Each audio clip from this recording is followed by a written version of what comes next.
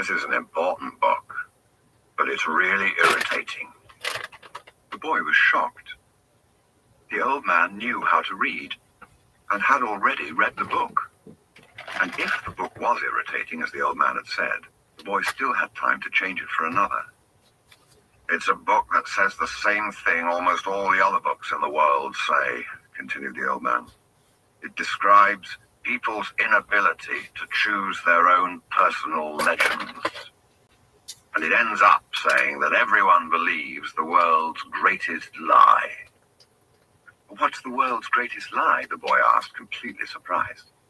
It's this, that at a certain point in our lives, we lose control of what's happening to us, and our lives become controlled by fate. That's the world's greatest lie. That's never happened to me, the boy said. They wanted me to be a priest, but I decided to become a shepherd. Much better, said the old man, because you really like to travel. He knew what I was thinking, the boy said to himself. The old man, meanwhile, was leafing through the book without seeming to want to return it at all. The boy noticed that the man's clothing was strange.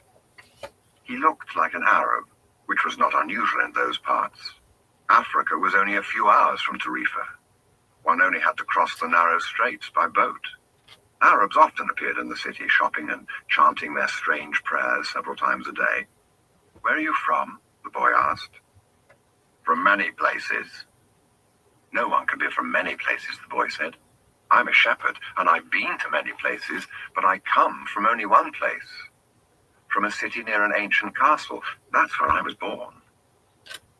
Well then, we could say that I was born in Salem. The boy didn't know where Salem was, but he didn't want to ask, fearing that he would appear ignorant. He looked at the people in the plaza for a while. They were coming and going, and all of them seemed to be very busy. So, what is Salem like? He asked, trying to get some sort of clue. It's like it always has been. No clue yet. But he knew that Salem wasn't in Andalusia. If it were, he would already have heard of it.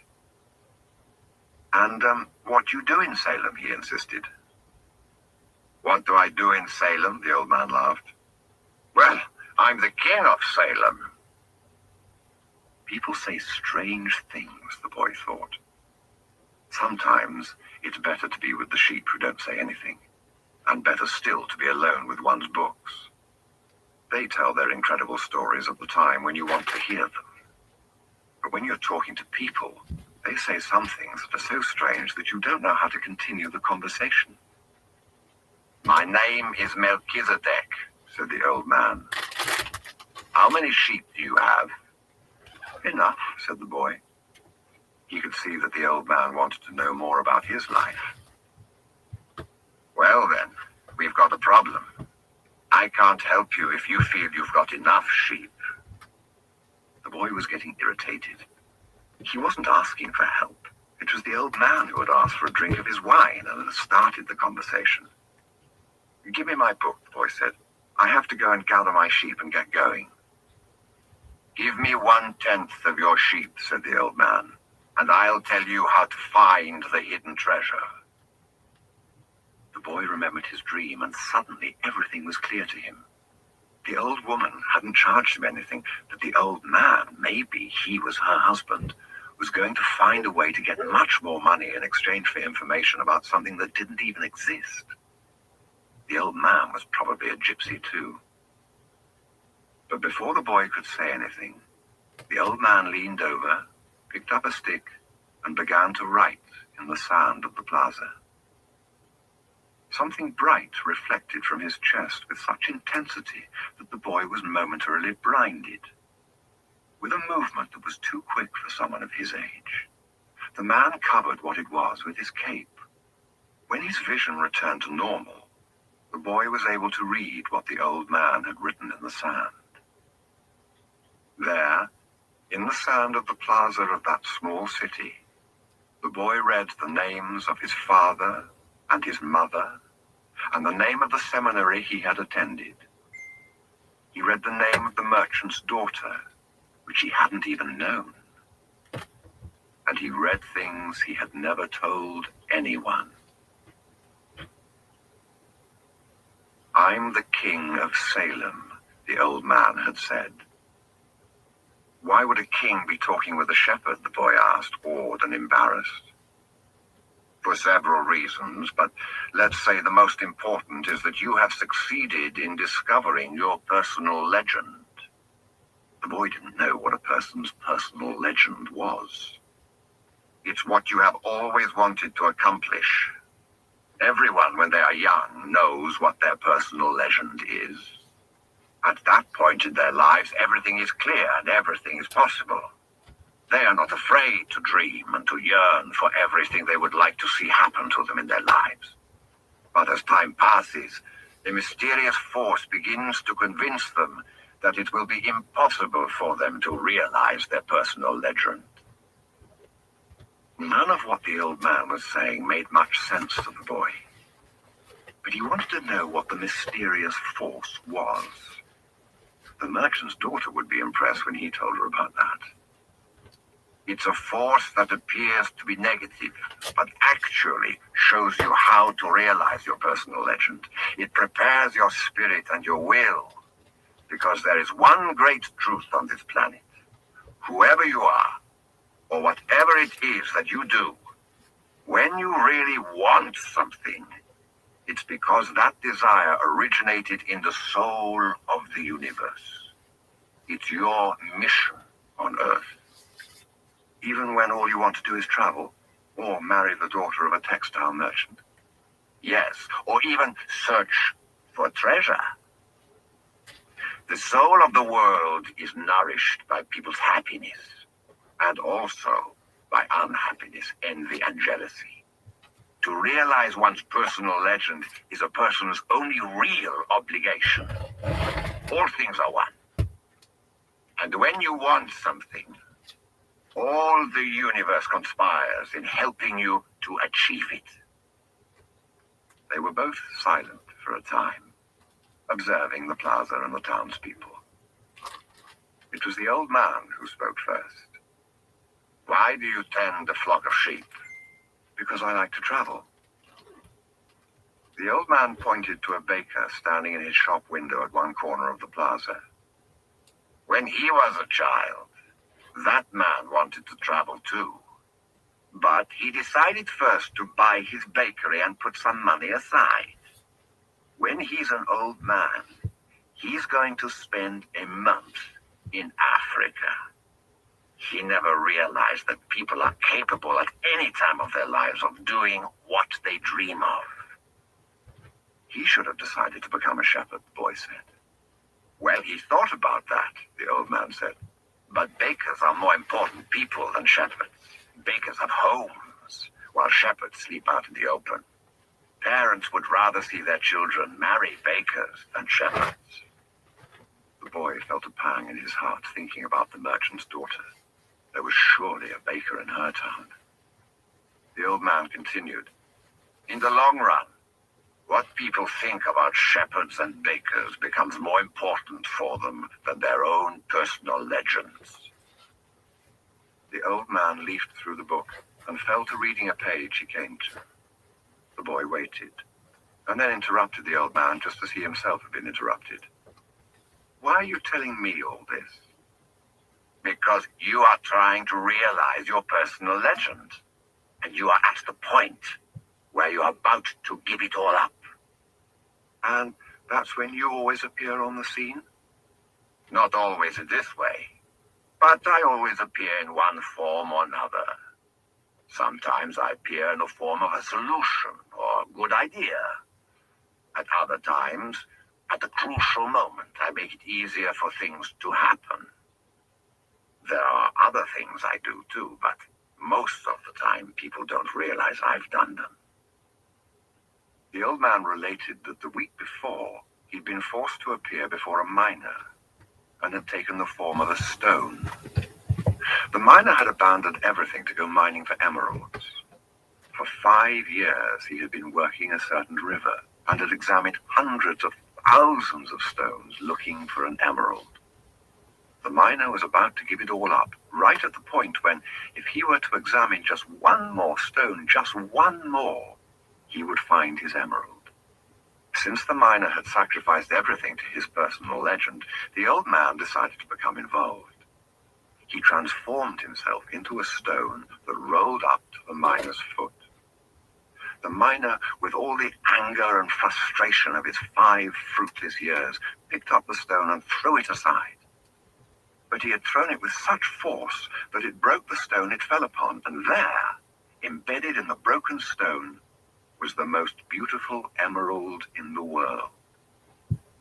People learn early in their lives what is their reason for being, said the old man with a certain bitterness. Maybe that's why they give up on it so early, too. But that's the way it is. The boy reminded the old man that he had said something about hidden treasure. Treasure is uncovered by the force of flowing water, and it is buried by the same current, said the old man. If you want to learn about your own treasure, you will have to give me 1/10 of your flock. What about 1/10 of my treasure? The old man looked disappointed. If you start out by promising what you don't even have yet, you'll lose your desire to work toward getting it. The boy told him that he'd already promised to give 1/10 of his treasure to the gypsy. Gypsies are experts at getting people to do that, sighed the old man. In any case, it's good that you've learned that everything in life has its price. That is what the warriors of the light try to teach. The old man returned the book to the boy. Tomorrow, at this same time, bring me 1/10 of your flock, and I will tell you how to find the hidden treasure. Good afternoon. And he vanished around the corner of the plaza. The boy began again to read his book, but he was no longer able to concentrate. He was tense and upset because he knew that the old man was right. He went over to the bakery and bought a loaf of bread, thinking about whether or not he should tell the baker what the old man had said about him. Sometimes it's better to leave things as they are, he thought to himself, and decided to say nothing. If he were to say anything, the baker would spend 3 days thinking about giving it all up, even though he had gotten used to the way things were. The boy could certainly resist causing that kind of anxiety for the baker. So he began to wander through the city and found himself at the gates. There was a small building there, with a window at which people bought tickets to Africa, and he knew that Egypt was in Africa. Can I help you? Asked the man behind the window. Maybe tomorrow, said the boy, moving away. If he sold just one of his sheep, he'd have enough to get to the other shore of the strait. The idea frightened him. Another dreamer, said the ticket seller to his assistant, watching the boy walk away. He doesn't have enough money to travel. While standing at the ticket window, the boy had remembered his flock and decided that he should go back to being a shepherd. In 2 years, he had learned everything about shepherding. He knew how to shear sheep, how to care for pregnant ewes, and how to protect the sheep from wolves. He knew all the fields and pastures of Andalusia, and he knew what was the fair price for every one of his animals. He decided to return to his friend's stable by the longest route possible. As he walked past the city's castle, he interrupted his return and climbed the stone ramp that led to the top of the wall. From there, he could see Africa in the distance. Someone had once told him that it was from there that the Moors had come to occupy all of Spain. He could see almost the entire city from where he sat, including the plaza where he had talked with the old man. Curse the moment I met that old man, he thought. He had come to the town only to find a woman who could interpret his dream. Neither the woman nor the old man were at all impressed by the fact that he was a shepherd. They were solitary individuals who no longer believed in things and didn't understand that shepherds become attached to their sheep. He knew everything about each member of his flock. He knew which ones were lame, which ones were to give birth 2 months from now, and which were the laziest. He knew how to shear them, how to slaughter them. If he ever decided to leave them, they would suffer. The wind began to pick up, He knew that wind. People called it the Levanter, because on it the Moors had come from the Levant, at the eastern end of the Mediterranean. The Levanter increased in intensity. Here I am between my flock and my treasure, the boy thought. He had to choose between something he had become accustomed to and something he wanted to have. There was also the merchant's daughter, but she wasn't as important as his flock because she didn't depend on him. Maybe she didn't even remember him. He was sure that it made no difference to her on which day he appeared. For her, every day was the same. And when each day is the same as the next, it's because people fail to recognize the good things that happen in their lives every day the sun rises. I left my father, my mother, and the town castle behind. They've gotten used to my being away, and so have I. The sheep will get used to my not being there too, the boy thought. From where he sat, he could observe the plaza. People continued to come and go from the baker's shop. A young couple sat on the bench where he had talked to the old man, and they kissed. That baker, he said to himself without completing the thought. The Levanter was still getting stronger, and he felt its force on his face. That wind had brought the Moors, yes, but it had also brought the smell of the desert and of veiled women. It had brought with it the sweat and the dreams of men who had once left to search for the unknown, and for gold and adventure, and for the pyramids. The boy felt jealous of the freedom of the wind, and saw that he could have the same freedom. There was nothing to hold him back except himself. The sheep, the merchant's daughter, and the fields of Andalusia were only steps along the way to his personal legend. The next day, the boy met the old man at noon. He brought 6 sheep with him. "I'm surprised," the boy said. "My friend bought all the other sheep immediately. He said that he'd always dreamed of being a shepherd, and that it was a good omen." "That's the way it always is," said the old man. "It's called the principle of favorability. When you play cards the first time, you're almost sure to win. Beginner's luck." "Why is that?" "Because there's a force that wants you to realize your personal legend. It whets your appetite with a taste of success." Then the old man began to inspect the sheep. He saw that one was lame. The boy explained that it wasn't important, since that sheep was the most intelligent of the flock and produced the most wool. "Where is the treasure?" he asked. "It's in Egypt, near the pyramids." The boy was startled. The old woman had said the same thing, but she hadn't charged him anything.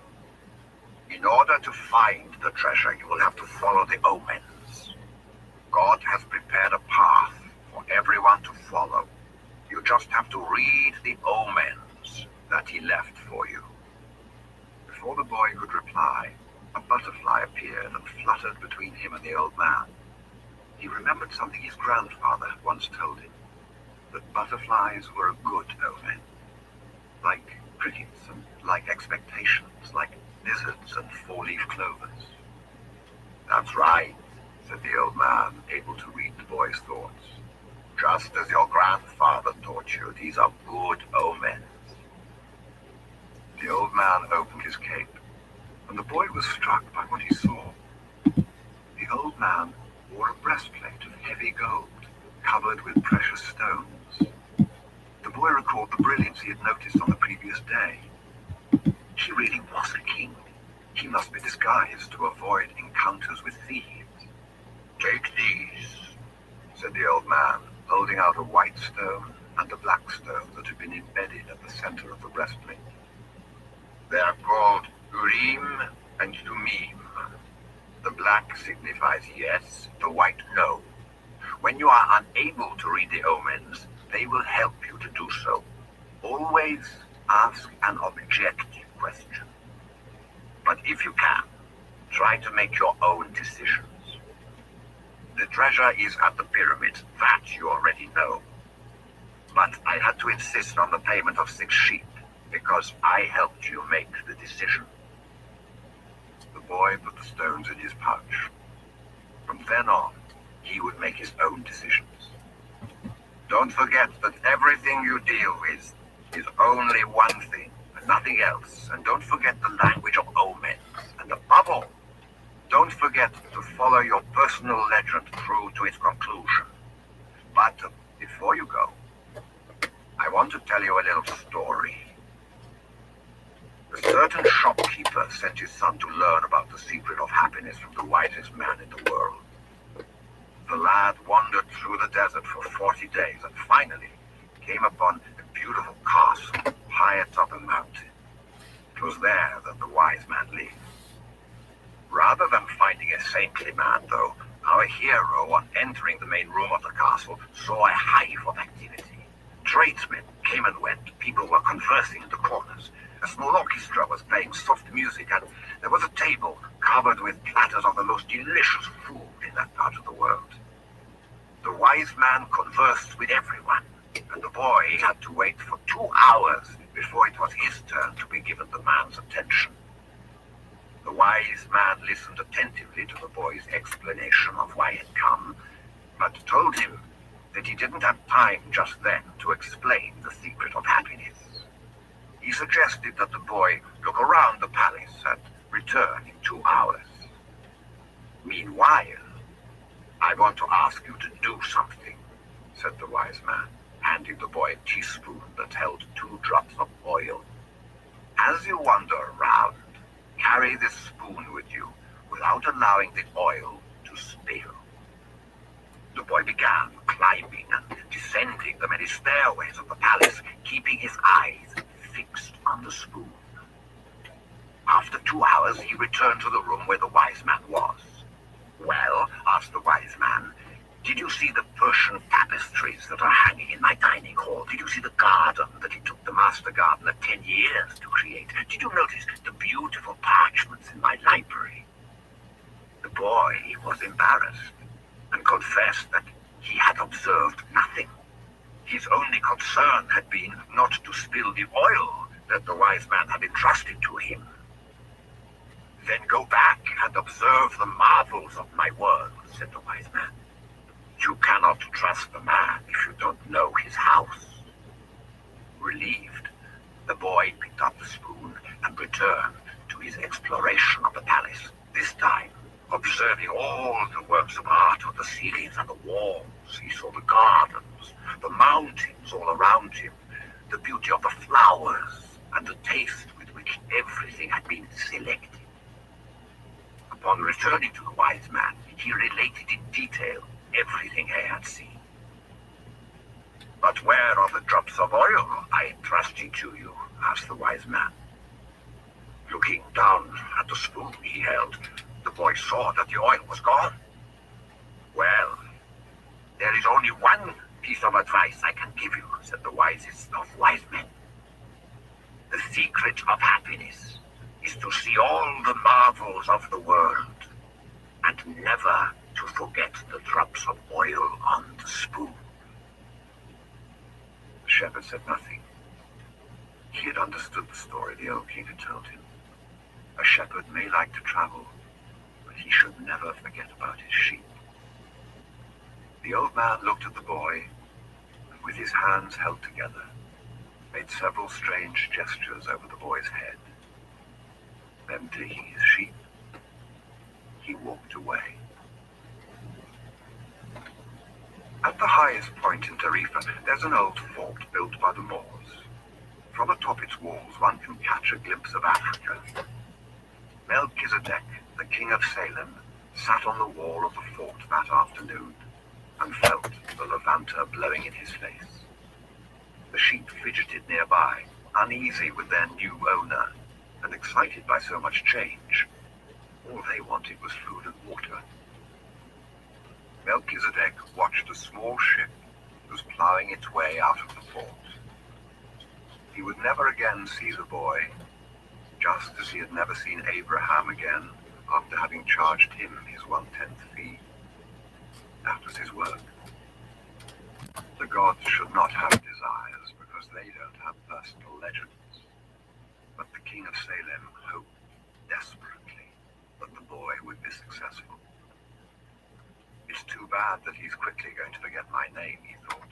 I should have repeated it to him.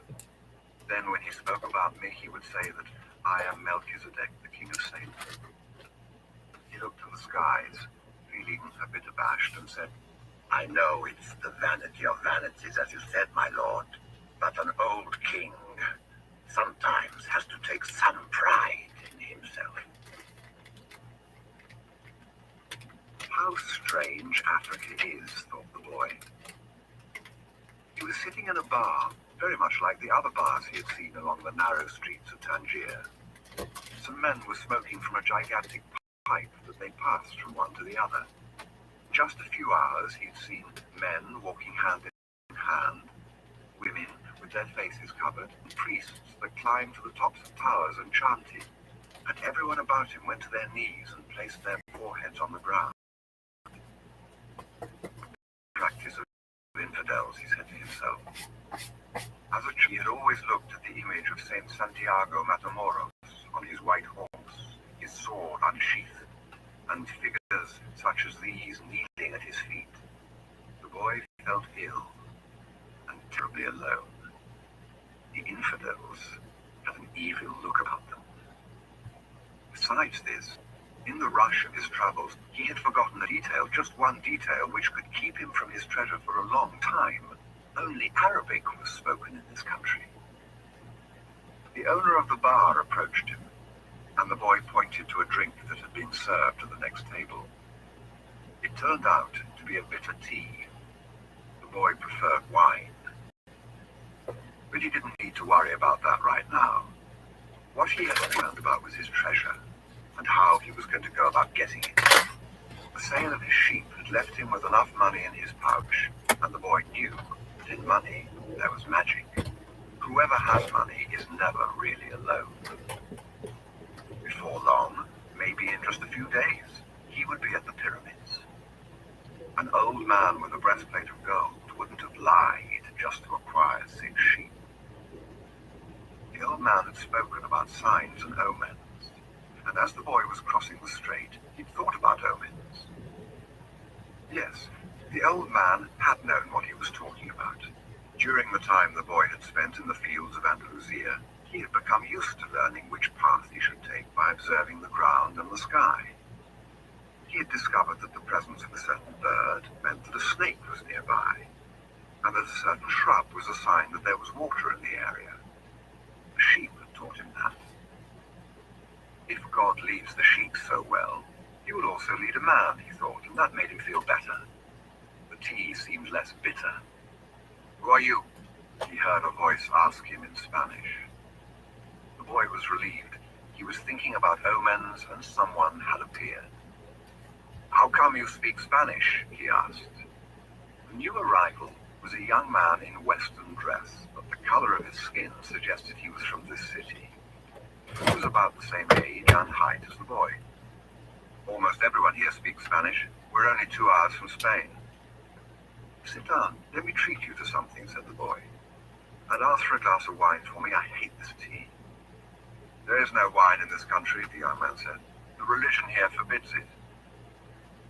The boy told him that he needed to get to the pyramids. He almost began to tell about his treasure, but decided not to do so. If he did, it was possible that the Arab would want a part of it as payment for taking him there. He remembered what the old man had said about offering something you didn't even have yet. I'd like you to take me there if you can. I can pay you to serve as my guide. Do you have any idea how to get there? The newcomer asked. The boy noticed that the owner of the bar stood nearby, listening attentively to their conversation. He felt uneasy at the man's presence, but he had found a guide and didn't want to miss out on an opportunity. You have to cross the entire Sahara Desert, said the young man, and to do that you need money. I need to know whether you have enough. The boy thought it was a strange question, but he trusted in the old man who had said that when you really want something, the universe always conspires in your favor. He took his money from his pouch and showed it to the young man.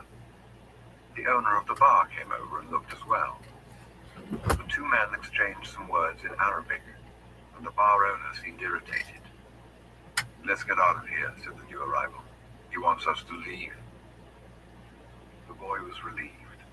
He got up to pay the bill, but the owner grabbed him and began to speak to him in an angry stream of words.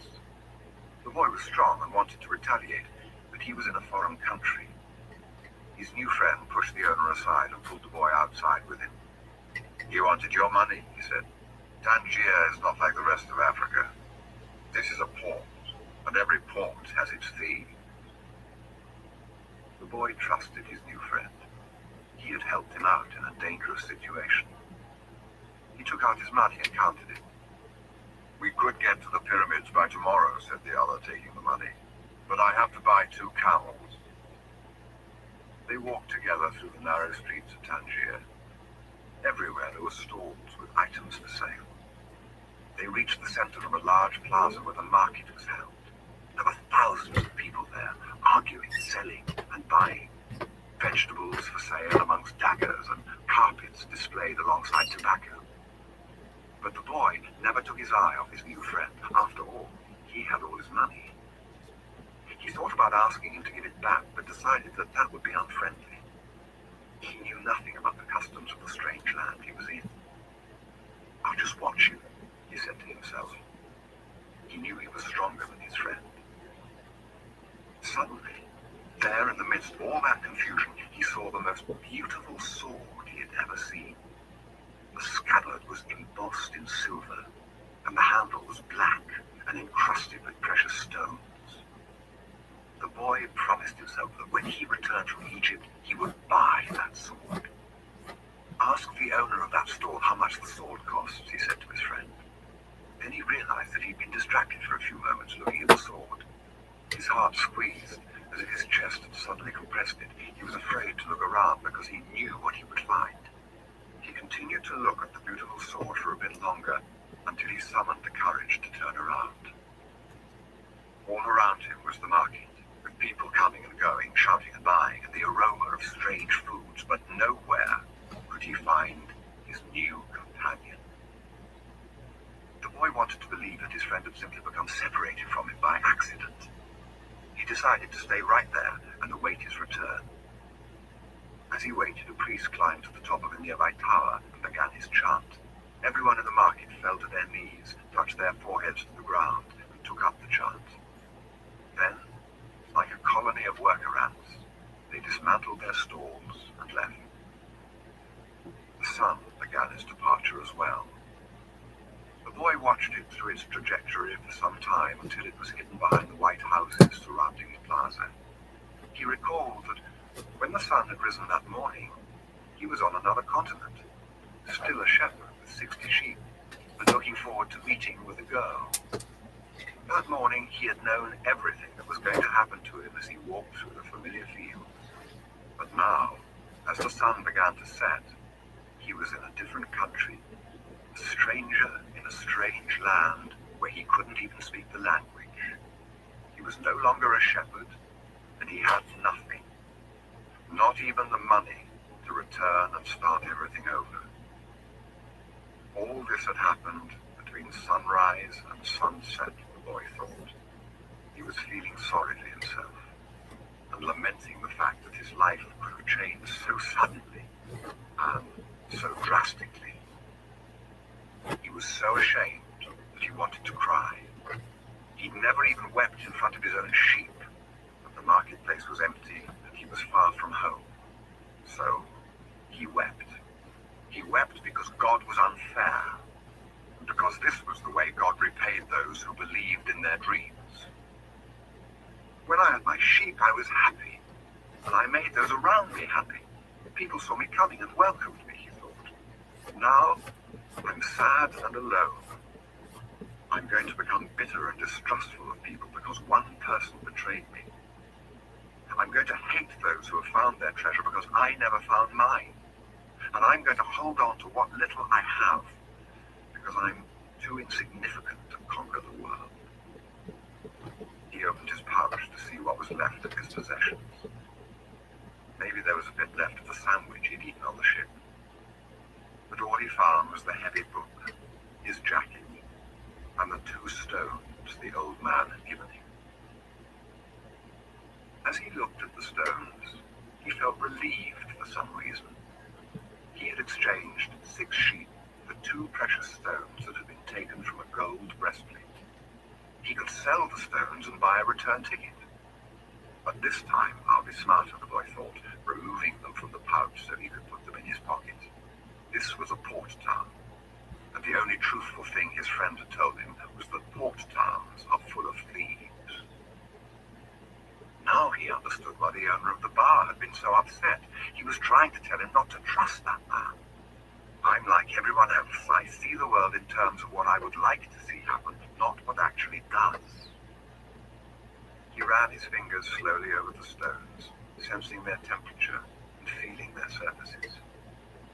They were his treasure. Just handling them made him feel better. They reminded him of the old man.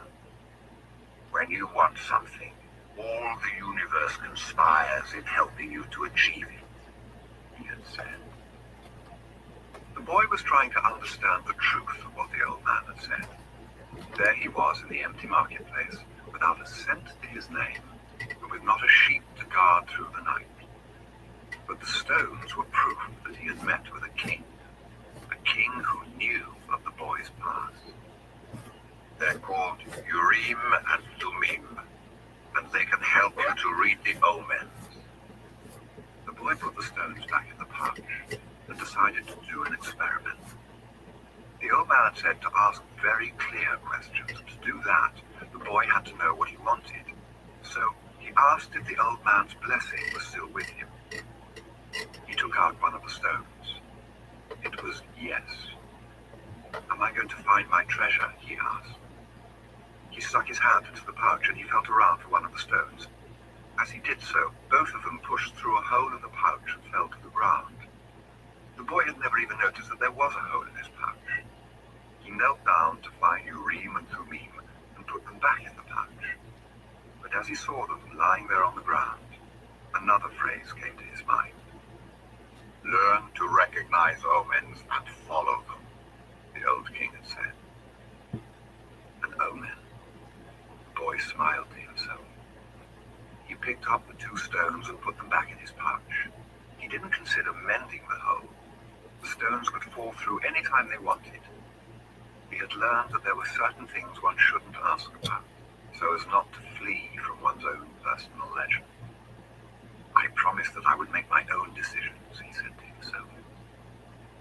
But the stones had told him that the old man was still with him, and that made him feel more confident. He looked around at the empty plaza again, feeling less desperate than before. This wasn't a strange place.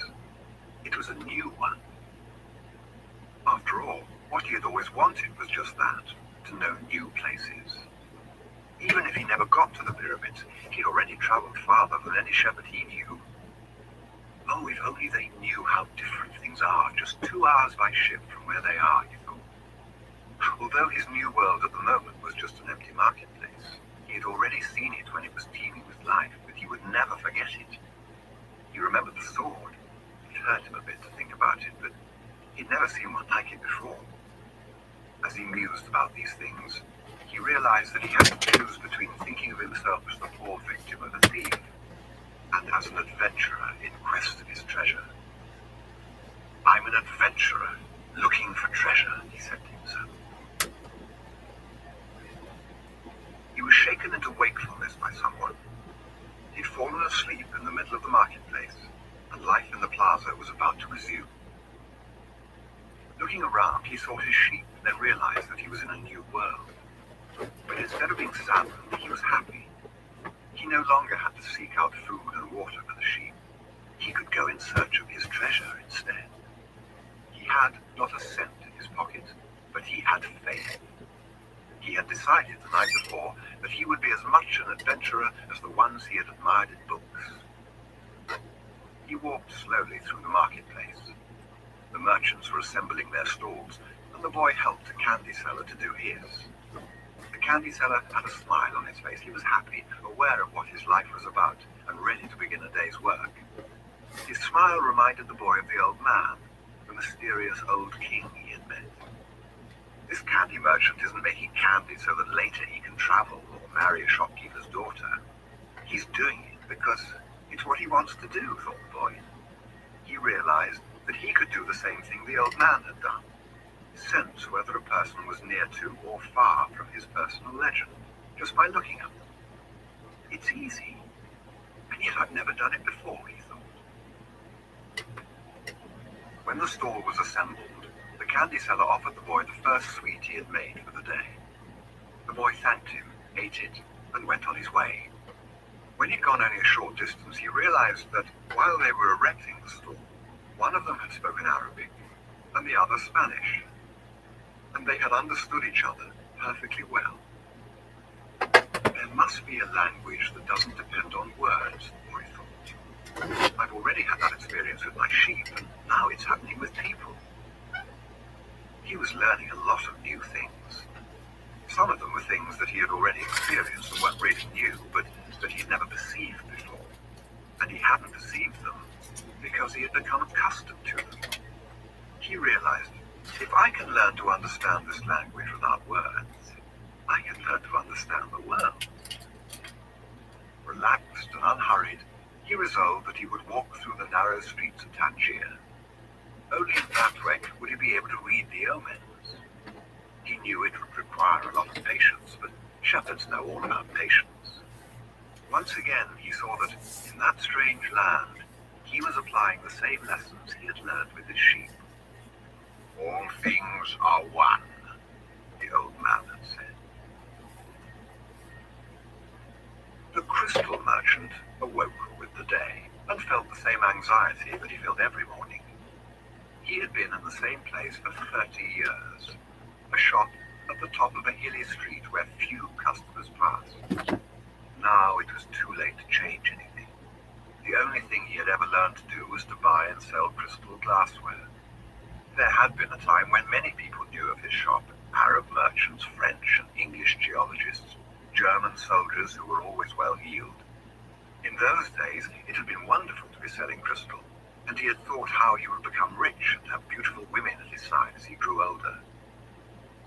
But as time passed, Tangier had changed.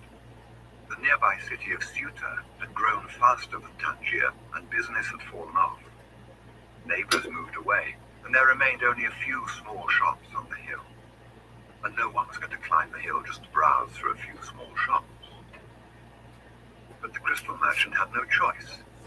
He had lived 30 years of his life buying and selling crystal pieces, and now it was too late to do anything else. He spent the entire morning observing the infrequent comings and goings in the street. He had done this for years and knew the schedule of everyone who passed. But just before lunchtime, a boy stopped in front of the shop. He was dressed normally, but the practiced eye of the crystal merchant could see that the boy had no money to spend. Nevertheless, the merchant decided to delay his lunch for a few minutes until the boy moved on. A card hanging in the doorway announced that several languages were spoken in the shop. The boy saw a man appear behind the counter. "I can clean up those glasses in the window if you want," said the boy. "The way they look now, no one's going to want to buy them."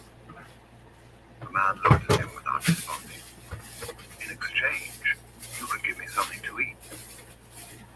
The man still said nothing, and the boy sensed that he was going to have to make a decision.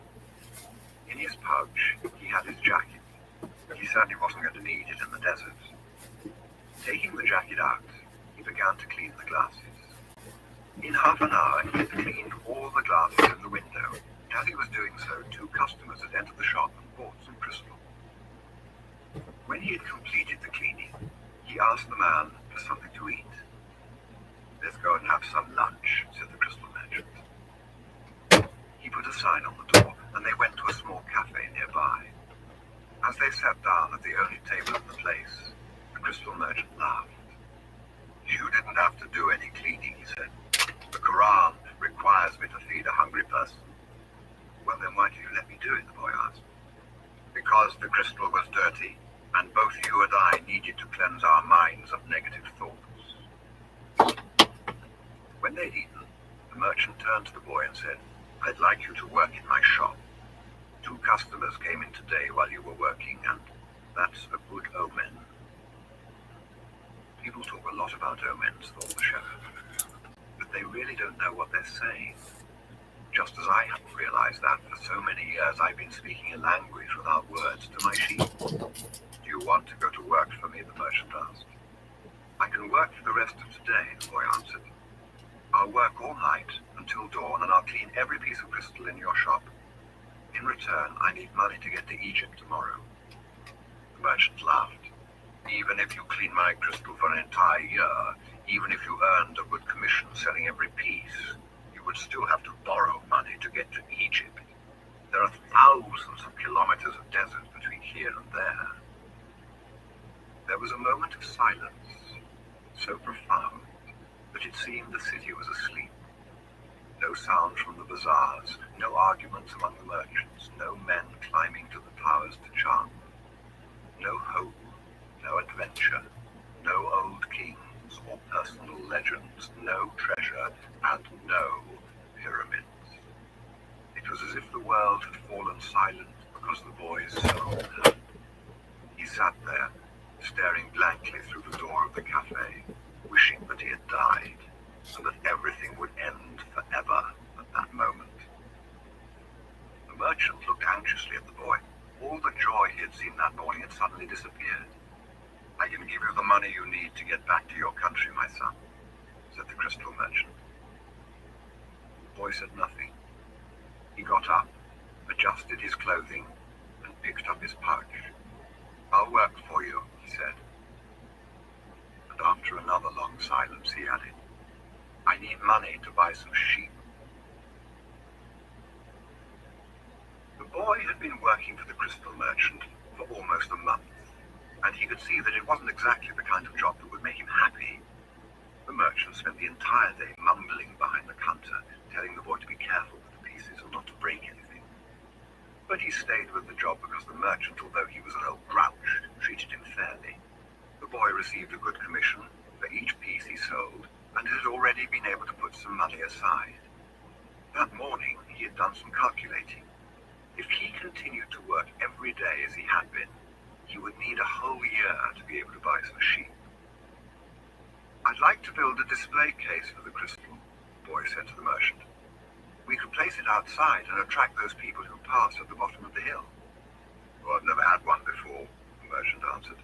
People will pass by and bump into it and pieces will be broken. Well, when I took my sheep through the fields, some of them might have died if we had come upon a snake, but that's the way life is with sheep and with shepherds. The merchant turned to a customer who wanted 3 crystal glasses. He was selling better than ever, as if time had turned back to the old days when the street had been one of Tangier's major attractions. Business has really improved, he said to the boy after the customer had left. I'm doing much better, and soon you'll be able to return to your sheep. Why ask more out of life? Because we have to respond to omens, the boy said, almost without meaning to. Then he regretted what he had said because the merchant had never met the king. It's called the principle of favorability, beginner's luck. Because life wants you to achieve your personal legend, the old king had said. But the merchant understood what the boy had said. The boy's very presence in the shop was an omen, and as time passed and money was pouring into the cash drawer, he had no regrets about having hired the boy. The boy was being paid more money than he deserved because the merchant, thinking that sales wouldn't amount to much, had offered the boy a high commission rate. He had assumed he would soon return to his sheep. Why did you want to get to the pyramids? He asked, to get away from the business of the display. Because I've always heard about them, the boy answered, saying nothing about his dream. The treasure was now nothing but a painful memory, and he tried to avoid thinking about it. I don't know anyone here who would want to cross the desert just to see the pyramids, said the merchant. They're just a pile of stones. You could build one in your own backyard. You've never had dreams of travel, said the boy, turning to wait on a customer who had entered the shop. 2 days later, the merchant spoke to the boy about the display. I don't much like change, he said. You and I aren't like Hassan, that rich merchant. If he makes a buying mistake, it doesn't affect him much. But we two have to live with our mistakes. That's true enough, the boy thought ruefully. Why did you think we should have a display?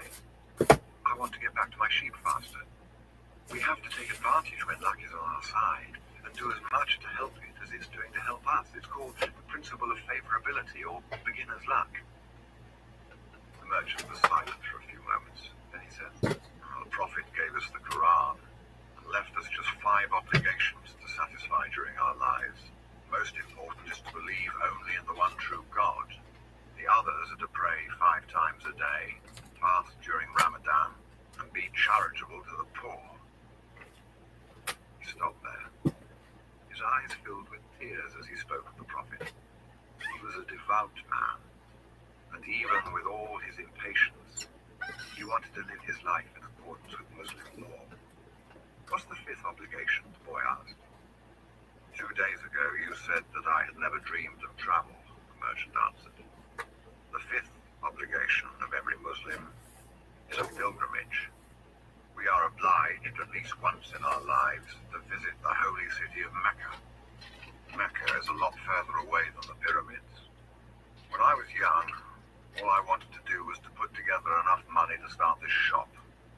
I thought that someday I'd be rich and could go to Mecca. I began to make some money, but I could never bring myself to leave someone in charge of the shop, the crystals and delicate things. At the same time, people were passing my shop all the time, heading for Mecca. Some of them were rich pilgrims traveling in caravans with servants and camels, but most of the people making the pilgrimage were poorer than I. All who went there were happy at having done so. They placed the symbols of the pilgrimage on the doors of their houses. One of them, a cobbler who made his living mending boots, said that he had traveled almost a year through the desert, but that he got more tired when he had to walk through the streets of Tangier buying his leather. "Well, why don't you go to Mecca now?" asked the boy. "Because it's the thought of Mecca that keeps me alive. That's what helps me face these days that are all the same, these mute crystals on the shelves and lunch and dinner at that same horrible cafe. I'm afraid that if my dream is realized, I'll have no reason to go on living. You dream about your sheep and the pyramids, but you're different from me because you want to realize your dreams. I just want to dream about Mecca. I've already imagined 1,000 times crossing the desert, arriving at the plaza of the sacred stone, the 7 times I walk around it before allowing myself to touch it. I've already imagined the people who would be at my side, those in front of me, and the conversations and prayers we would share. But I'm afraid that it would all be a disappointment. So I prefer just to dream about it." That day, the merchant gave the boy permission to build the display. Not everyone can see his dreams come true in the same way. 2 more months passed, and the shelf of many customers in the crystal shop. The boy estimated that if he worked 6 more months, he could return to Spain to buy 60 sheep and yet another 60. Presently, he could double his flock. He would be able to do business with the Arabs because he was now able to speak their strange language. Since that morning in the marketplace, he had never again made use of Urim and Thummim, because Egypt was now just as distant a dream for him as was Mecca for the merchant. Anyway, the boy had become happy in his work, and thought all the time about the day when he would disembark at Tarifa as a winner. "You must always know what it is that you want," the old king had said. The boy knew, and was now working toward it. Maybe it was his treasure to have wound up in that strange land, met up with a thief and doubled the size of his flock without spending a cent.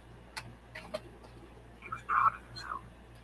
He'd learned some important things, like how to deal in crystals, and about the language without words, and about omens. One afternoon, he'd seen a man at the top of the hill complaining on such a time. Boy, accustomed to recognizing omens, spoke to the merchant. "Let's sell tea to the people who climb the hill." "Well, lots of places sell tea around here," the merchant said. "But we could sell tea in crystal glasses. The people will enjoy the tea and want to buy the glasses. I've been told that beauty is the great seducer of men." The merchant didn't respond. That afternoon, after saying his prayers and closing the shop, he invited the boy to sit with him and share his hookah, that strange pipe used by the Arabs. What is it that you're looking for? Asked the old merchant. I've already told you. I need to buy my sheep back, so I have to earn the money to do so. The merchant put some new coals in the hooker and inhaled deeply. I've had this shop for 30 years. I know good crystal from bad and everything else there is to know about crystal. I know its dimensions and how it behaves. If we serve tea in crystal, the shop is going to expand, and then I'll have to change my way of life. Well, isn't that good? I'm already used to the way things are. Before you came, I was thinking about how much time I'd wasted in the same place while my friends had moved on and either went bankrupt or did better than they had before. It made me very depressed. Now I can see that it hasn't been too bad. The shop is exactly the size I always wanted it to be. No, I don't want to change anything because I don't know how to deal with change. You see, I'm used to the way I am. The boy didn't know what to say. The old man continued, "You've been a real blessing to me. Today I understand something I didn't see before. Every blessing ignored becomes a curse. I don't want anything else in life. But you are forcing me to look at wealth and at horizons I've never known. Now that I've seen them and now that I see how immense my possibilities are, I'm going to feel worse than I did before you arrived. Because I know the things I should be able to accomplish, and I don't want to do so." It's good I refrained from saying anything to the baker in Tarifa, thought the boy to himself. They went on smoking the pipe for a while as the sun began to set. They were conversing in Arabic, and the boy was proud of himself for being able to do so. There had been a time when he thought that his sheep could teach him everything he needs to know about the world, but they could never have taught him Arabic. There are probably other things in the world the sheep can't teach me, thought the boy as he regarded the old merchant. All they ever do really is look for food and water, and maybe it wasn't that they were teaching me, but that I was learning from them. "Maktub," the merchant said finally. "What does that mean?" "You would have to have been born an Arab to understand," he answered. "But in your language it would be something like, 'It is written.'" And as he smothered the coals in the hooker, he told the boy that he could begin to sell tea in the crystal glasses. Sometimes there's just no way to hold back the river. The men climbed the hill, and they were tired when they reached the top. But there they saw a crystal shop that offered refreshing mint tea. They went in to drink the tea, which was served in beautiful crystal glasses. "My wife never thought of this," said one, but he bought some crystal. He was entertaining guests that night, and the guests will be impressed by the beauty of the glassware. The other man remarked that tea was always more delicious when it was served in crystal, because the aroma was retained. The third said that it was a tradition in the Orient to use crystal glasses for tea because it had magical powers. Before long, the news spread, and a great many people began to climb the hill to see the shop that was doing something new in a trade that was so old. Other shops were opened that served tea in crystal, but they weren't at the top of a hill, and they had little business. Eventually, the merchant had to hire 2 more employees. He began to import enormous quantities of tea along with his crystal, and his shop was sought out by men and women with a thirst for things new. And in that way, the months passed. The boy awoke before dawn. It had been 11 months and 9 days since he had first set foot on the African continent. He dressed in his Arabian clothing of white linen, bought especially for this day. He put his headcloth in place and secured it with a ring made of camel skin. Wearing his new sandals, he descended the stairs silently. The city was still sleeping. He prepared himself a sandwich and drank some hot tea from a crystal glass. Then he sat in the sun-filled doorway, smoking the hookah. He smoked in silence, thinking of nothing, and listening to the sound of the wind that brought the scent of the desert. When he had finished his smoke, He reached into one of his pockets and sat there for a few moments regarding what he had withdrawn. It was a bundle of money, enough to buy himself 120 sheep, a return ticket, and a license to import products from Africa into his own country. He waited patiently for the merchant to awaken and open the shop. Then the two went off to have some more tea. "I'm leaving today," said the boy. "I have the money I need to buy my sheep, and you have the money you need to go to Mecca." The old man said nothing.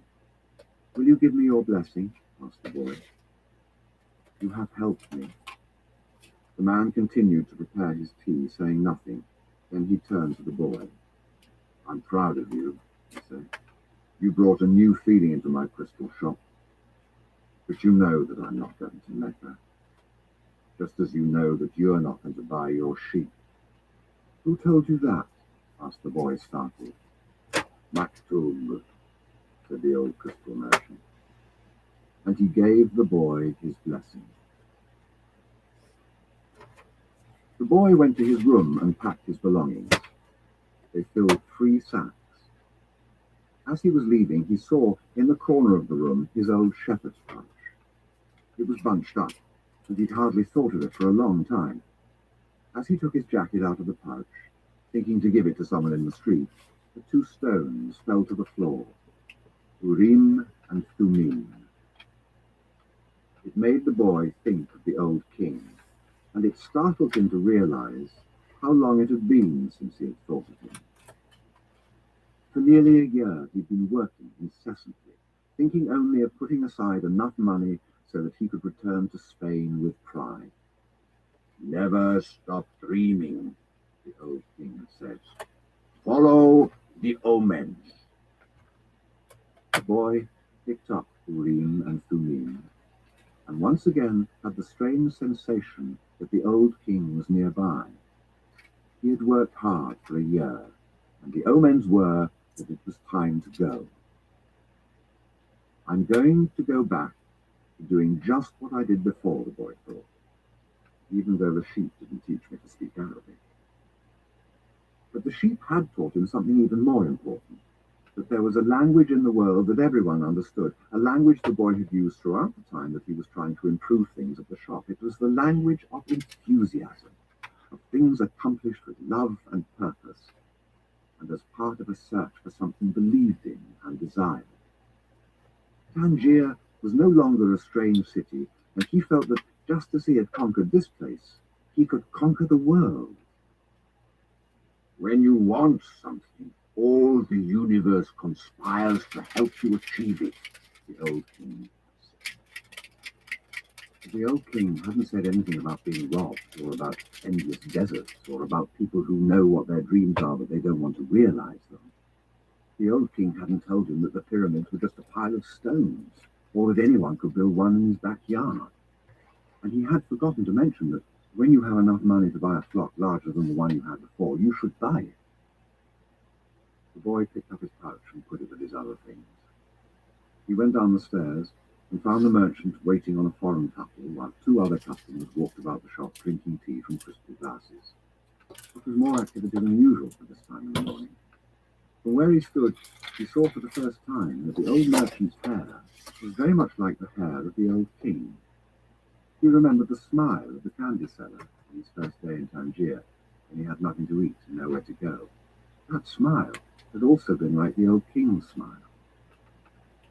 It's almost as if he had been here and left his mark, he thought. And yet none of these people has ever met the old king. On the other hand, he said that he always appeared to help those who are trying to realize their personal legend. He left without saying goodbye to the crystal merchant. He didn't want to cry with the other people there. He was going to miss the place and all the good things he'd learned. He was more confident in himself, though, and felt as though he could conquer the world. "But I'm going back to the fields that I know to take care of my flock again." He said that to himself with certainty, but he was no longer happy with his decision. He had worked for an entire year to make a dream come true, and that dream, minute by minute, was becoming less important. Maybe because that wasn't really his dream. Who knows? Maybe it's better to be like the crystal merchant. Never go to Mecca and just go through life wanting to do so, he thought. Again, trying to convince himself. But as he held Urim and Thummim in his hand, they had transmitted to him the strength and will of the old king. By coincidence, or maybe it was an omen, the boy thought, he came to the bar that he had entered on his first day there. The thief wasn't there, and the owner brought him a cup of tea. I can always go back to being a shepherd, the boy thought. I learned how to care for sheep, and I haven't forgotten how that's done. But maybe I'll never have another chance to get to the pyramids in Egypt. The old man wore a breastplate of gold. He knew about my past. He really was a king, a wise king. The hills of Andalusia were only 2 hours away, but there was an entire desert between him and the pyramids. Yet the boy felt that there was another way to regard his situation. He was actually 2 hours closer to his treasure. The fact that the 2 hours had stretched into an entire year didn't matter. I know why I want to get back to my flock, he thought. I understand sheep. They're no longer a problem, and they can be good friends. On the other hand, I don't know if the desert can be a friend, and it's in the desert that I have to search for my treasure. If I don't find it, I can always go home. I finally have enough money and all the time I need. Why not? He suddenly felt tremendously happy. He could always go back to being a shepherd. He could always become a crystal salesman again. Maybe the world had other hidden treasures, but he had a dream and he had met with a king. That doesn't happen to just anyone. He was planning as he left the bar. He had remembered that one of the crystal merchant's suppliers transported his crystal by means of caravans that crossed the desert. He held Urim and Thummim in his hand. Because of these two stones, he was once again on the way to his treasure. I am always nearby when someone wants to realize their personal legend, the old king had told him. What could it cost to go over to the supplier's warehouse and find out if the pyramids were really that far away? The Englishman was sitting on a bench in a structure that smelled of animals, sweat, and dust. It was part warehouse, part corral. I never thought I'd end up in a place like this, he thought, as he leafed through the pages of the chemical journal. 10 years at the university, and here I am in a corral. But he had to move on. He believed in omens. All his life and all his studies were aimed at finding the one true language of the universe. First, he had studied Esperanto, then the world's religions, and now it was alchemy. He knew how to speak Esperanto. He understood all the major religions well, but he wasn't yet an alchemist. He had unraveled the truths behind important questions, but his studies had taken him to a point beyond which he couldn't seem to go. He had tried in vain to establish a relationship with an alchemist, but the alchemists were strange people who thought only about themselves and almost always refused to help him. Who knows, maybe they had failed to discover the secret of the masterwork, the philosopher's stone, and for this reason kept their knowledge to themselves. He had already spent much of the fortune left him by his father, fruitlessly seeking the philosopher's stone. He spent enormous amounts of time at the great libraries of the world and had purchased all the rarest and most important volumes on alchemy. In one, he had read that many years ago, a famous Arabian alchemist had visited Europe.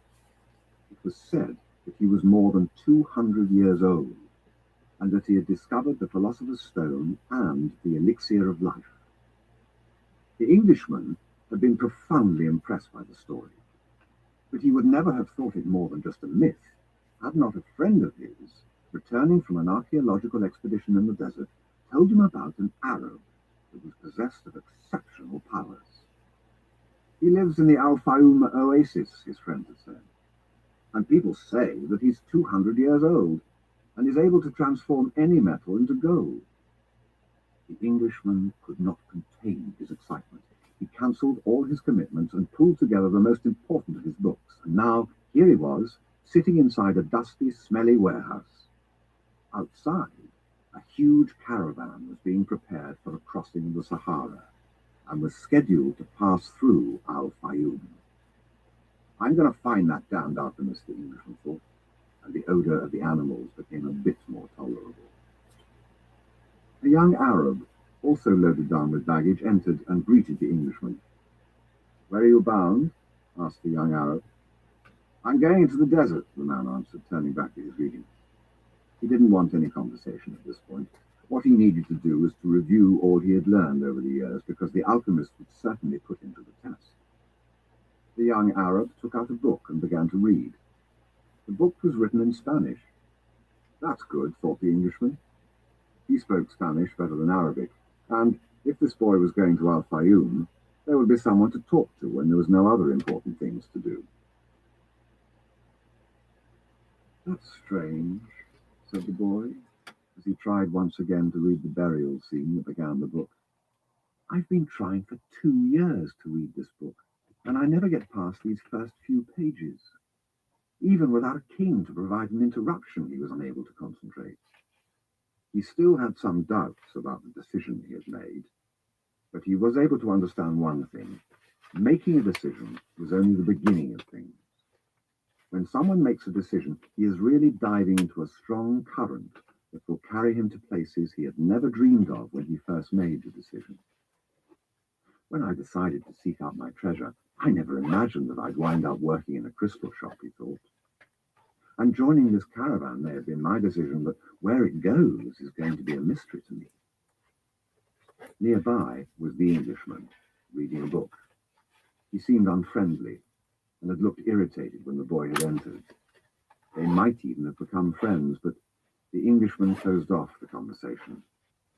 The boy closed his book. He felt he didn't want to do anything that might make him look like the Englishman. He took Urim and Thummim from his pocket and began playing with them.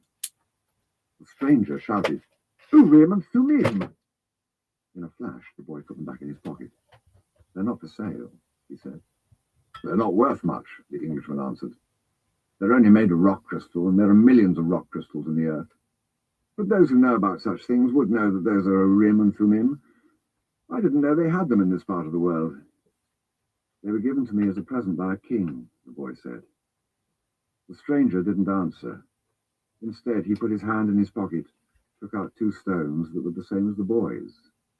"Did you say king?" he asked. "I guess you don't believe that a king would talk to someone like me, a shepherd," he said, wanting to end the conversation. "Not at all. It was shepherds who were the first to recognize a king that the rest of the world refused to acknowledge. So it's not surprising that kings would talk to shepherds." And he went on, fearing that the boy wouldn't understand what he was talking about. "It's in the Bible, the same book that taught me about Urim and Thummim. These stones are the only form of divination permitted by God. The priest carried them in a golden breastplate." The boy was suddenly happy to be there at the warehouse. "Maybe this is an omen," said the Englishman half aloud. "Who told you about omens?" The boy's interest was increasing by the moment. "Everything in life is an omen," said the Englishman, now closing the journal he was reading. "There is a universal language, understood by everybody, but already forgotten. I'm in search of that universal language, amongst other things. That's why I'm here. I have to find a man who knows that universal language, an alchemist." The conversation was interrupted by the warehouse boss. "You're in luck, you too," the fat Arab said. "There's a caravan leaving today for Al-Fayoum." "But I'm going to Egypt," the boy said. "Al-Fayoum is in Egypt," said the Arab. "What kind of Arab are you?" "That's a good luck omen," the Englishman said after the fat Arab had gone out. "If I could, I'd write a huge encyclopedia just about the words luck and coincidence. It's with those words that the universal language is written." He told the boy it was no coincidence that he had met him with Urim and Thummim in his hand, and he asked the boy if he too were in search of the alchemist. "I'm looking for a treasure," said the boy, and he immediately regretted having said it, but the Englishman appeared not to attach any importance to it. "In a way, so am I," he said. "I don't even know what alchemy is," the boy was saying, when the warehouse boss called to them to come outside. "I'm the leader of the caravan," said the dark-eyed, bearded man. I hold the power of life and death for every person I take with me. The desert is a capricious lady, and sometimes she drives men crazy. There were almost 200 people gathered there, and 400 animals, camels, horses, mules, and fowls. In the crowd were women, children, and a number of men with swords at their belts and rifles slung on their shoulders. The Englishman had several suitcases filled with books. There was a babble of noise, and the leader had to repeat himself several times for everyone to understand what he was saying. There are a lot of different people here, and each has his own god. But the only God I serve is Allah, and in his name I swear that I will do everything possible once again to win out over the desert. But I want each and every one of you to swear by the God you believe in that you will follow my orders no matter what. In the desert, disobedience means death. There was a murmur from the crowd. Each was swearing quietly to his or her own God. The boy swore to Jesus Christ. The Englishman said nothing, and the murmur lasted longer than the simple vow would have. The people were also praying to heaven for protection. A long note was sounded on a bugle, and everyone mounted up. The boy and the Englishman had bought camels and climbed uncertainly onto their backs. The boy felt sorry for the Englishman's camel, loaded down as he was with the cases of books. There's no such thing as coincidence, said the Englishman, picking up the conversation where it had been interrupted in the warehouse. I'm here because a friend of mine heard of an Arab who... But the caravan began to move, and it was impossible to hear what the Englishman was saying. The boy knew what he was about to describe, though. The mysterious chain that links one thing to another, the same chain that had caused him to become a shepherd, that had caused his recurring dreams, that had brought him to a city near Africa to find a key, and to be robbed in order to meet a crystal merchant. And the closer one gets to realizing his personal legend, the more that personal legend becomes his true reason for being. The caravan moved toward the east. It traveled during the morning, halted when the sun was at its strongest, and resumed late in the afternoon. The boy spoke very little with the Englishman, who spent most of his time with his books. The boy observed in silence the progress of the animals and people across the desert. Now everything was quite different from how it was that day they'd set out. Then there'd been confusion and shouting, the cries of children and the whinnying of animals, all mixed with the nervous orders of the guides and the merchants. But in the desert, there was only the sound of the eternal wind and of the hoofbeats of the animals. Even the guides spoke very little to one another. I crossed these sands many times, said one of the camel drivers one night. But the desert is so huge and the horizon so distant that they make a person feel small, as if he should remain such. The boy understood intuitively what he meant, even without ever having set foot in the desert before. Whenever he saw the sea or fire, he felt silent, impressed by their elemental thoughts. I've learned things from the sheep, and I've learned things from crystal, he thought. I can learn something from the desert, too. It seems old and wise. The wind never stopped, and the boy remembered the day he had sat at the fort in Tarifa with this same wind blowing in his face. It reminded him of the wool from his sheep who were now seeking food and water in the fields of Andalusia, as they always had. They're not my sheep anymore, he said to himself without nostalgia. They must be used to their new shepherd, and have probably already forgotten me. That's good. Creatures, like the sheep that are used to travelling, know about moving on.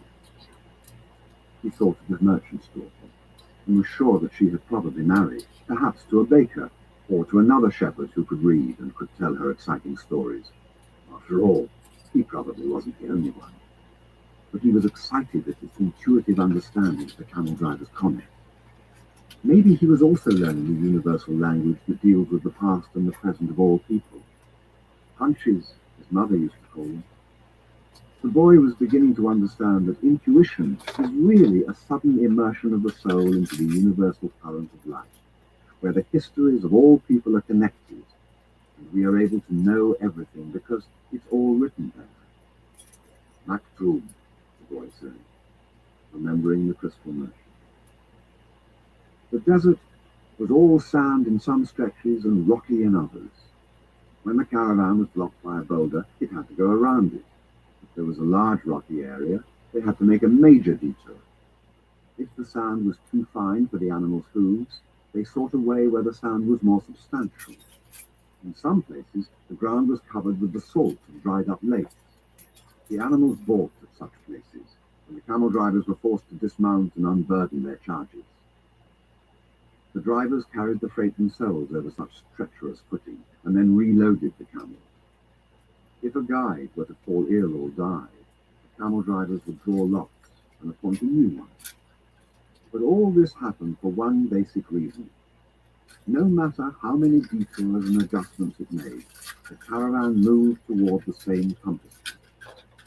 Once obstacles were overcome, it returned to its course, sighting on a star that indicated the location of the oasis. When the people saw that star shining in the morning sky, they knew they were on the right course toward water, palm trees, shelter, and other people. It was only the Englishman who was unaware of all this. He was, for the most part, immersed in reading his book. The boy, too, had his book, but he had tried to read it during the first few days of the journey, but he found it much more interesting to observe the caravan and listen to the wind. As soon as he had learned to know his camel better, and to establish a relationship with him, he threw the book away.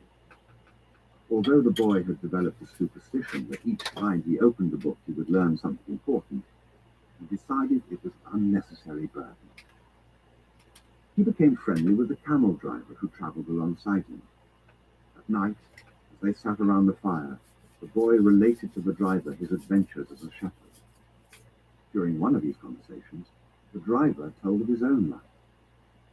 "I used to live near El Kairun," he said. "I had my orchard, my children, and a life that would not change at all until I died. One year, when the crop was the best ever, we all went to Mecca, and I satisfied the only unmet obligation in my life. I could die happily, and that made me feel good.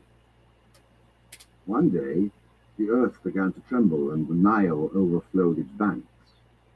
It was something I thought could only happen to others, never to me. My neighbors feared they would lose all their olive trees in the flood, and my wife was afraid we would lose our children. I thought that everything I owned would be destroyed. The land was ruined, and I had to find some other way to earn a living. So now I'm a camel driver. But that disaster taught me to understand the word of Allah. People need not fear the unknown if they are capable of achieving what they need and want. We are afraid of losing what we have, whether it's our life or our possessions and property. But this fear evaporates when we understand that our life stories and the history of the world were written by the same hand. Sometimes their caravan met with another. One always had something that the other needed, as if everything were indeed written by one hand. As they sat around the fire, the camel drivers exchanged information about windstorms and told stories about the desert. At other times, mysterious, hooded men would appear. They were Bedouins who did surveillance along the caravan route. They provided warnings about thieves and barbarian tribes.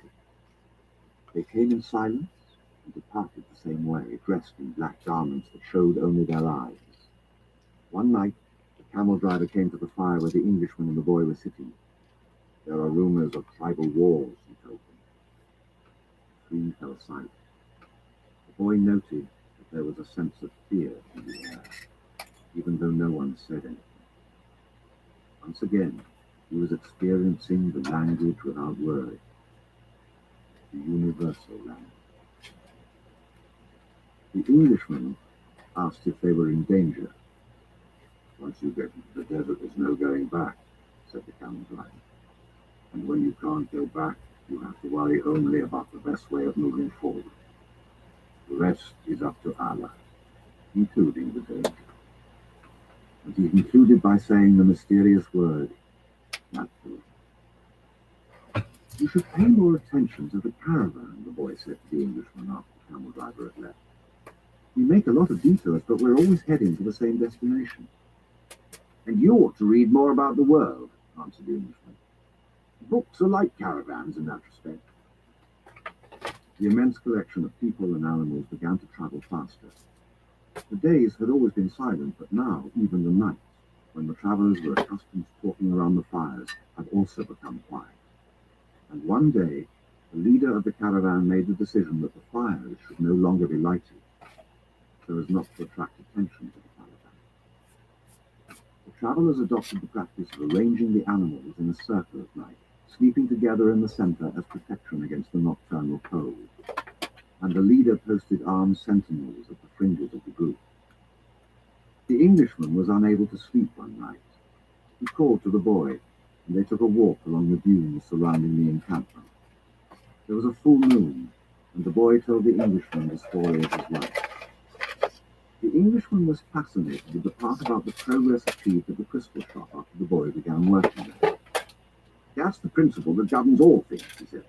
In alchemy, it's called the soul of the world. When you want something with all your heart, that's when you are closest to the soul of the world. It's always a positive force.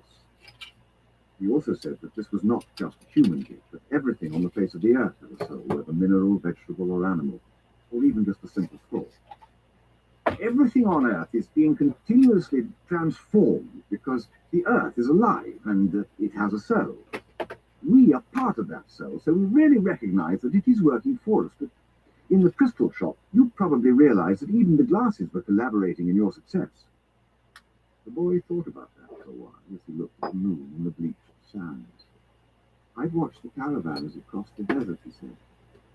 The caravan and the desert speak the same language, and it's for that reason that the desert allows it the crossing. It's going to test the caravan's every step to see if it's in time, and if it is, we will make it to the oasis.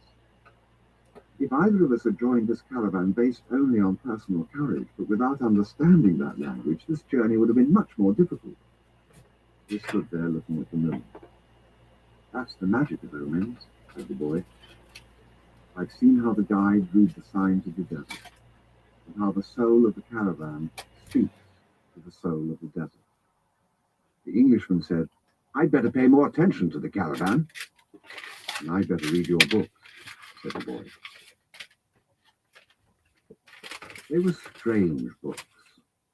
They spoke about Mercury, salt, dragons, and kings, and he didn't understand any of it.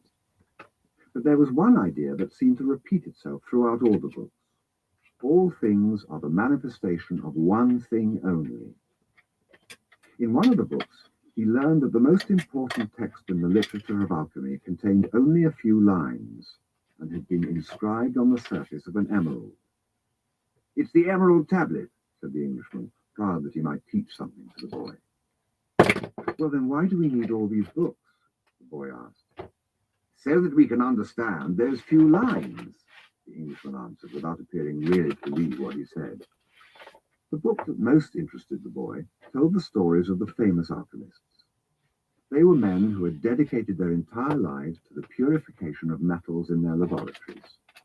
They believed that if a metal were heated for many years, it would free itself of all its individual properties, and what was left would be the soul of the world. This soul of the world allowed them to understand anything on the face of the earth, because it was the language with which all things communicated. They called that discovery the master work. It was part liquid and part solid. Can't you just observe men and omens in order to understand the language? The boy asked. You have a mania for simplifying everything, answered the Englishman, irritated. Alchemy is a serious discipline. Every step has to be followed exactly as it was followed by the masters. The boy learned that the liquid part of the masterwork was called the elixir of life, and that it cured all illnesses. It also kept the alchemist from growing old. And the solid part was called the philosopher's stone. It's not easy to find a philosopher's stone, said the Englishman. The alchemists spent years in their laboratories observing the fire that purified the metals. They spent so much time close to the fire that gradually they gave up the vanities of the world. They discovered that the purification of the metals had led to a purification of themselves. The boy thought about the crystal merchant. He had said that it was a good thing for the boy to clean the crystal pieces so that he could free himself from negative thoughts. The boy was becoming more and more convinced that alchemy could be learned in one's daily life. Also, said the Englishman, the philosopher's stone has a fascinating property. A small sliver of the stone can transform large quantities of metal into gold. Having heard that, the boy became even more interested in alchemy. He thought that, with some patience, he'd be able to transform everything into gold. He read the lives of the various people who had succeeded in doing so. Helvetius, Elias, Vulcanelli, and Geber. They were fascinating stories. Each of them lived out his personal legend to the end. They travelled, spoke with wise men, performed miracles for the incredulous, and owned the philosopher's stone and the elixir of life. But when the boy wanted to learn how to achieve the masterwork, he became completely lost. There were just drawings, coded instructions, and obscure texts. Why do they make things so complicated? He asked the Englishman one night. The boy had noticed that the Englishman was irritable and missed his book. So that those who have the responsibility for understanding can understand, he said. Imagine if everybody went around transforming lead into gold. Gold would lose its value. It's only those who are persistent and willing to study things deeply who achieve the masterwork. That's why I'm here in the middle of the desert. I'm seeking a true alchemist who will help me to decipher the codes. When were these books written? The boy asked. Many centuries ago. They didn't have the printing press in those days, the boy argued. There was no way for everyone to know about alchemy. Why did they use such strange language with so many drawings? The Englishman didn't answer him directly. He said that for the past few days he'd been paying attention to how the caravan operated, and that he hadn't learned anything new. The only thing he'd noticed was that the talk of war was becoming more and more frequent. Then, one day, the boy returned the books to the Englishman. Did you learn anything? The Englishman asked, eager to hear what it might be. He needed someone to talk to, so as to avoid thinking about the possibility of war. I learned that the world has a soul, and that whoever understands that soul can also understand the language of things. I learned that many alchemists realized their personal legends and wound up discovering the soul of the world, the philosopher's stone, and the elixir of life. But above all, I learned that these things are all so simple that they could be written on the surface of an emerald. The Englishman was disappointed. The years of research, the magic symbols, the strange words, and the laboratory equipment, none of this had made any impression on the boy. His soul must be too primitive to understand those things, he thought. He took back his books and packed them away again in their bags. Go back to watching the caravan, he said. That didn't teach me anything either. The boy went back to contemplating the silence of the desert and the sound raised by the animals. Everyone has his or her own way of learning things, he said to himself. His way isn't the same as mine, nor mine is his. But we're both in search of our personal legends, and I respect him for that. The caravan began to travel day and night. The hooded Bedouins reappeared more and more frequently, and the camel driver, who had become a good friend of the boys, explained that the war between the tribes had already begun. The caravan would be very lucky to reach the oasis. The animals were exhausted, and the men talked among themselves less and less. The silence was the worst aspect of the night, and the mere groan of a camel, which before had been nothing but the groan of a camel, now frightened everyone because it might signal a raid. The camel driver, though, seemed not to be very concerned with the threat of war. I'm alive, he said to the boy as they ate a bunch of dates one night, with no fires and no moon. When I'm eating, that's all I think about. If I'm on the march, I just concentrate on marching. If I have to fight, it'll be just as good a day to die as any other. Because I don't live in either my past or my future, I'm interested only in the present. If you can concentrate always on the present, you'll be a happy man. You'll see that there is a life in the desert, that there are stars in the heavens, and that tribesmen fight because they are part of the human race. That life will be a party for you, a grand festival, as life is the moment we're living right now.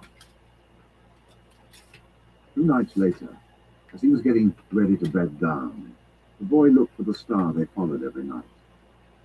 He thought that the horizon was a bit lower than it had been, because he seemed to see stars on the desert itself.